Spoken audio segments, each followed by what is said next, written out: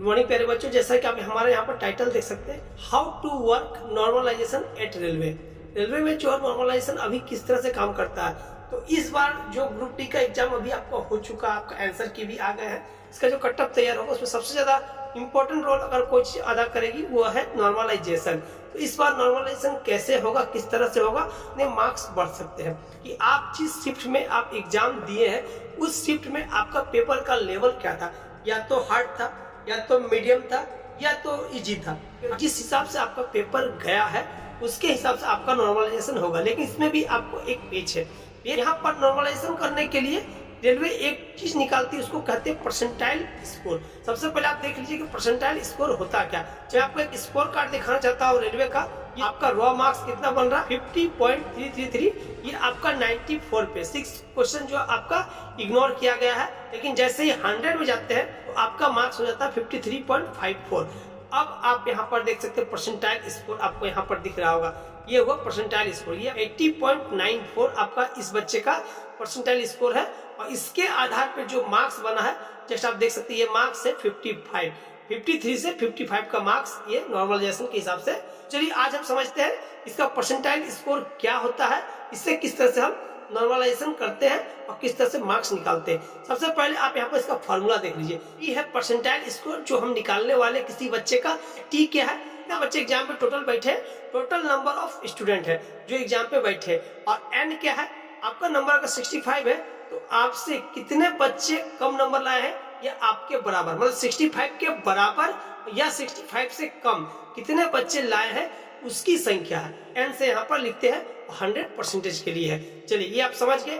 P क्या है percentile score, T क्या है टोटल नंबर ऑफ स्टूडेंट उस शिफ्ट का, एन क्या है नंबर ऑफ स्टूडेंट वो जो बराबर स्कोर है ये आपसे कम है। चलिए अब इसको हम लोग बढ़िया से समझेंगे। चलिए हमने एक उदाहरण लिया है। मान लीजिए कि किसी शिफ्ट में आपका पेपर जो है कठिन गया है, कठिन गया, उसमें कितने बच्चे एग्जाम दे रहे हैं, 1000 बच्चे एग्जाम दे रहे हैं और आपका नाम राम है। आपका मार्क्स कितना है 70 है। और कितने बच्चे आपका एग्जाम दे रहे हैं, आपका एग्जाम दे रहे हैं 1000 बच्चे, आपका मार्क्स 70 है और आपसे कम या आपके बराबर 900 बच्चे ऐसे हैं जिसका आपसे मार्क्स कम है या आपके बराबर। कम वाले बच्चों की संख्या कितना है 900 है। तो चलिए हम यहाँ पे फॉर्मूला लगाते हैं। पी बराबर क्या है n/t इंटू 100। पी आपका परसेंटाइल स्कोर जो हमको फाइंड करना है, एन कितना है, T total number of student कितना है हमारा 1000 है। और नंबर ऑफ स्टूडेंट वैसे जिसका आपके बराबर मार्क्स है या आपसे कम है वो यहाँ पर 900 है। चलिए हम यहाँ पर 900 लिख देते हैं। अब गुने कितना है 100 है। चलिए 1 0 2 0 1 0 2 0 1 0 0 कितना बच गया 90%। मतलब आपका परसेंटाइल स्कोर क्या हुआ, राम जिसका कठिन शिफ्ट था, राम का 70 मार्क्स लाया था, उसका परसेंटाइल स्कोर कितना हो गया 90 हो गया। चलिए अब दूसरा, एक शिफ्ट का पेपर काफी आसान गया है, उसमें इस शिफ्ट का टोटल बच्चे कितने 1000 ही बच्चे हैं और एक छात्र है श्याम जिसका मार्क्स कितना है 85 आया है। और उस शिफ्ट में भी क्या हुआ कि 85 900 बच्चे ऐसे हैं जिसका मार्क्स श्याम के बराबर या शाम से कम है। चलिए तो अब यहाँ पर भी हम फॉर्मूला लगा, पी बराबर क्या है n/t into 100। Total number of student कितना 1000 ही है यहाँ भी, और बच्चे कितने हैं 85 मार्क्स के बराबर या कम, वो भी 900 ही है। चलिए अब गुने 100 लगा दिए, 1 0 2 0 1 0 2 0 1 0 1 0 बताइए। अब यहाँ भी क्या 90% आ गया। अब आप देखिए यहीं पर हमारा सारा गेम हो जाता है।